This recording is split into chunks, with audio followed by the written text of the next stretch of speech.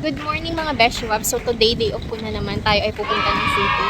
Sinakay akong train at dito tayo magta-transfer. Maliit to, yung isang malaki yan. Pag ganito, within the city lang or hindi pumupunta sa ibang city, ganun. Parang pang barangay lang. Ito naman, pang intercity, malayuan, ganun. So 1 minute na lang at, hindi pa pala. Patagal pa pala ako. 10 minutes pa ako dito mga besh. Transfer pa ako isang train. A few moments later. At ayun, nakatransfer na ako sa malaking train at nakasakay na rin ako. Pinas forward ko lang para mabilis ang ating biyahe. And after 1 hour and 45 minutes, makakarating tayo sa city. And as you can see, napakaganda ng weather nung weekend mga Beshwap. Kaya todo gala ang inday. Marami akong tawa, marami akong saya at marami akong nakain. Kaya pagbalik ko from 50, naging 51 na naman ako. At naari na nga po ako sa city. Marami ng building. So, ayun mga Beshwap, lagi nating i-enjoy ang ating weekend. At hindi natin alam hanggang kailan tayo dito sa mundong ibabaw at ang ating mga kasama. Kasi ang mga tao, they always come and go to your life mga besh. Kasi may uuwi, may bago na namang darating mga Beshwap. 1 hour later. Nasa city na naman si Inday mga besh. Ayan oo. Oh, may bibilin lang ako saglit bago ko pumunta kay Ining. At kami ay may party later. Despedida kasi nung isa kang au-pair, si Jara. So may bibilin lang ako para sa kanya. Your Inday is in the city again mga beshies. Tayo ng sentrum. Wala pa masyadong tao kasi maaga pa. Tamang-tama yan para hindi tayo makipagsiksikan sa mga tao. Nasa city na talaga ako. Ito pala yung city hall nila. Itong white building na to ay naman is opisina ng National Defense Ministry. Tama ga? Awan basta. Ay mahangin mga besh. Mahangin din eh. Ayun, may binili lang ako din at naghanap ako ng medyo mura pero ending, doon pa rin ako pumunta sa Action. Kaya napakamahal mga Beshwap at ako'y akagalitan ng binili ko dahil ayaw niya ng mamahalin. So sana ganun lahat ng tao, ayaw ng mamahalin pero minamahal ka. Charis, ba't may ganun? May hugot! Naghanap lang ako ng headset, kayo naman mga Beshwap. So hindi ako nakabili ng earphone kasi masyadong mahal. So punta tayo dun sa Action, baka may mura. Nagutom na ako mga Beshwaps. Gutom na Akesh. Ayun, at nakarating na nga ni kay Ining. Gutom na si Indang. May pagkain naman ako dito, initin lang. Gala pa more. Pero maganda ang weather ngayon, kaya magandang gumala mga Beshies. So ayan. So ayun, pagdating ko, aba ay may pagkain, edi ako'y nakikain. Habang nagaluto sila dahil may kaunting handa para sa maalis mga besh. A few moments later.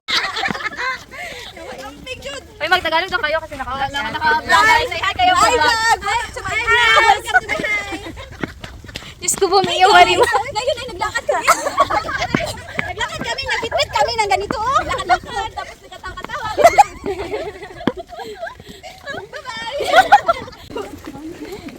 Let's go on.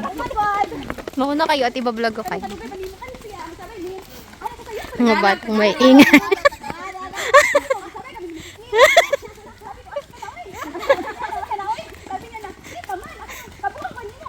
Pala idaan papunta Encantadia oh, shortcut. Hindi ko alam bakit. Hindi na pa kami pupunta din. Diyos ko, Mio Marimar.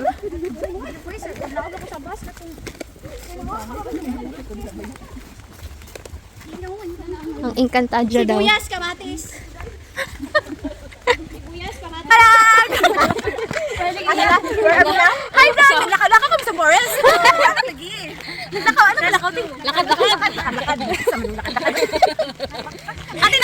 So, pagkatapos kumain, aray nabusog syempre. So, TikTok is live. Ayan, nag-practice para mag-TikTok, mga Beshi Waps. Naki-TikTok si Inda. Tipon-tipon. Ganun mo din. Yan.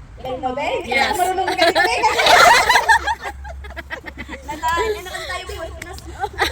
Dalawa na daw pa sa Ay, dalawa na pala kasi ganito lang kasi. Dito tayo ng people para kay Jara. Dahil si Jara ay uuwi na. Masaya ba kayo?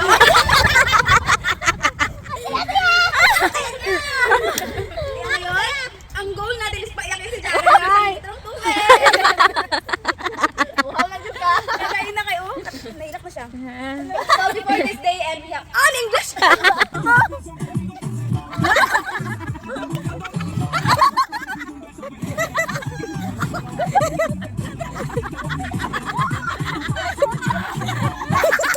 Ayun, salamat sa mga au pair na kasama ko at kay Jara, good luck sa iyong journey pauwi ng Pilipinas. I hope to see you in the Philippines pag uwi ko. Hindi madaling maging au pair pero sila ito lumalaban at masaya. The next day. Good morning mga Beshiwap! So, ngayon ay Sunday at tayo ay pupunta ng Kitorn kasama ang magaganda dilag! Magagandang au pair. Nag-aantay po kami ng bus. So, bus and then train. Medyo malayo-layo ito at kami ay may mga baon. Happy Sunday everyone! Hindi ako nakasip mga besh. Central Station na mga Beshiwap at kami ay nag-aantay. A few moments later.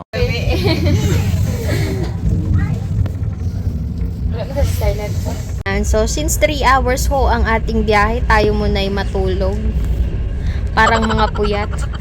Parang mga babaeng walang pahinga. At maganda din namang matulog sa train din eh. Tingnan nyo naman. Para ka nang nasa eroplano.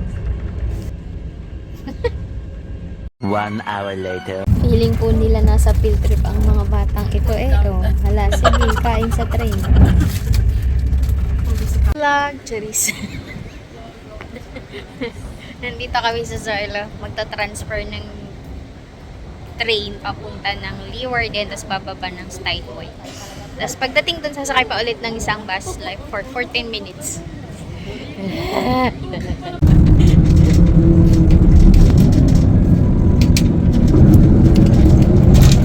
Basta kami mga Dashwaps.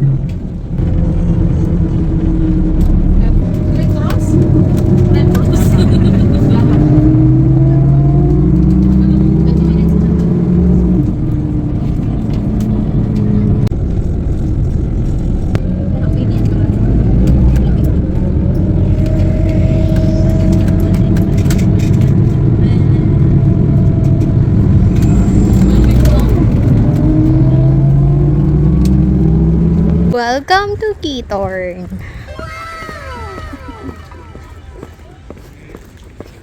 Gagala na naman tayo mga besh.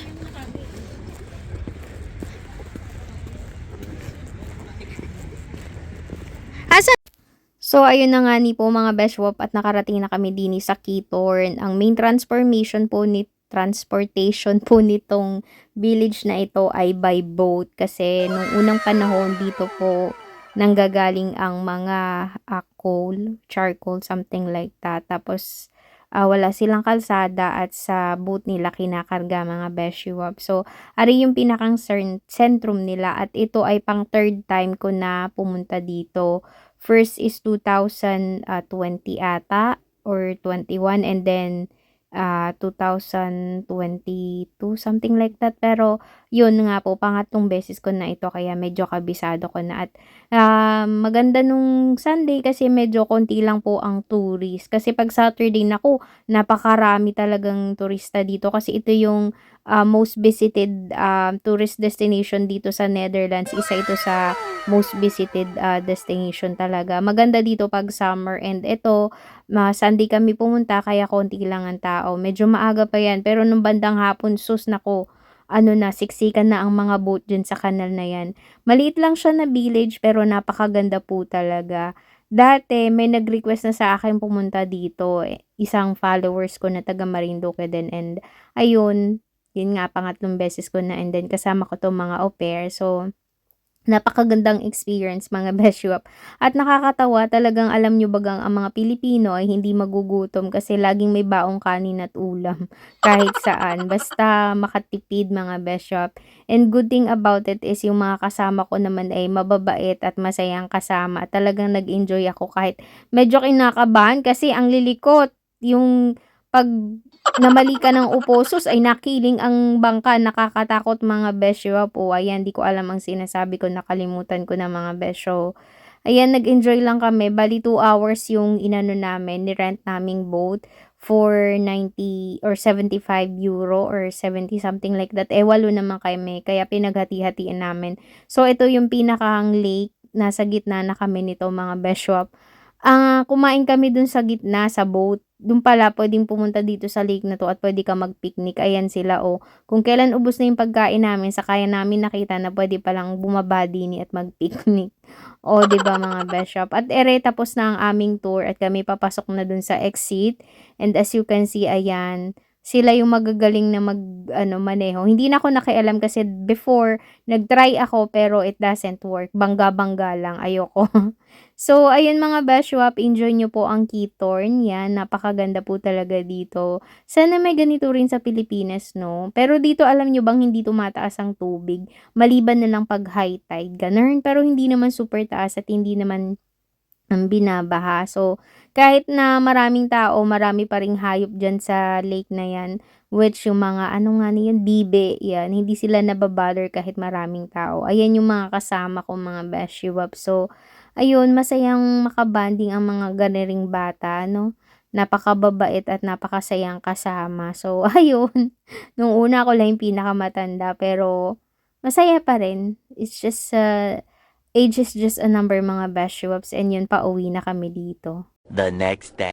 Hello mga Beshwap, happy Monday. Kung kahapon ay gala, ngayon naman pupunta tayo sa kasal. Kasal ng kaibigan ko si Lorely, kaya ayun, maaga pa lang umalis na ako kasi 2 hours yung biyahe, my God. Formal ng ano na Inday, ang atake for today's video. So, dito na ako sa train and medyo makulimlim. May dala naman akong payo. Ayan o, makulimlim mga besh. Ayun mga beshwap, at nakasakay na nga ako ng train at ito, puro farm yung nadadaanan namin. Maisan at saka patatas ang nakatanim. Shoutout nga pala dun sa photographer ng aking kaibigan na kinasal. Pasensya na hindi ko nakuha yung name mo. And salamat sa iyong panonood.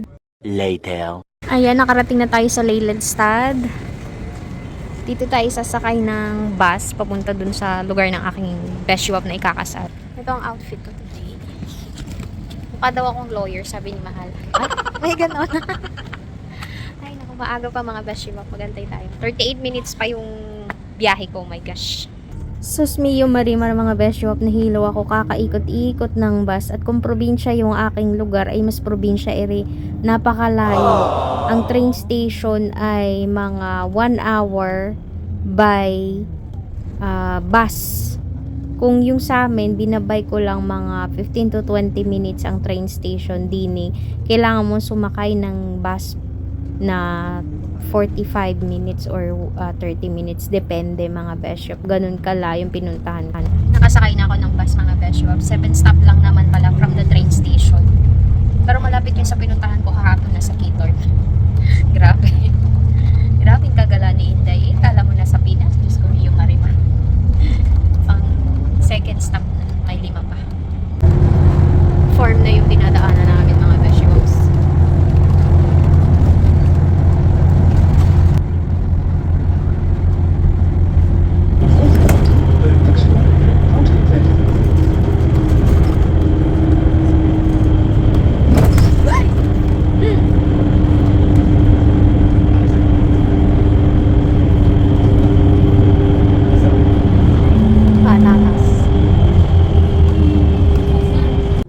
Kinakabahan na ako kasi kala ko na kung nasa ang probinsya na ako mga beshwa, pero tama naman pala, hindi na ako mapakali at ako'y nagtanong na dun sa driver kung tama ba yung sinakyan ko at yung bababaan ko kasi hindi gumagana yung pinakang monitor niya. At ayan, puro yan patatas. Tapos may nadaanan pa kaming dike. Akala ko dike yun, yung pala ilog mga beshwa, kasi akala ko nga ni ay nasa ibang lugar na ako. Ayan yung ilog, tapos may mga wind turbine. So, akala ko ay nasa Zealand na ako mga beshi. Kaya first time kong pumarinig sa kaibigan ko na nag-commute or nag-bus. Dahil nung last time na pumunta ako dini, ay sinundo naman kami sa train station nung asawa niya. Ayan, puro patatas yan nga ni mga beshop.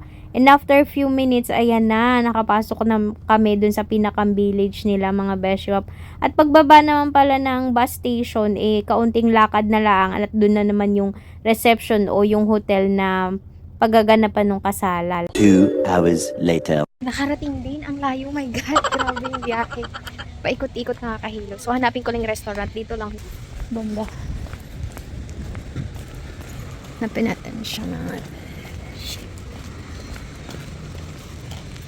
3 hours later.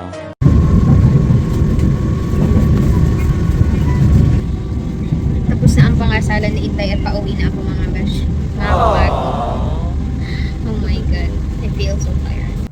Ito yung lakad na mas mahaba pa yung binyahe ko kaysa pinagstay ko dun sa reception. So, that's it for today's video mga besh. Bye for now.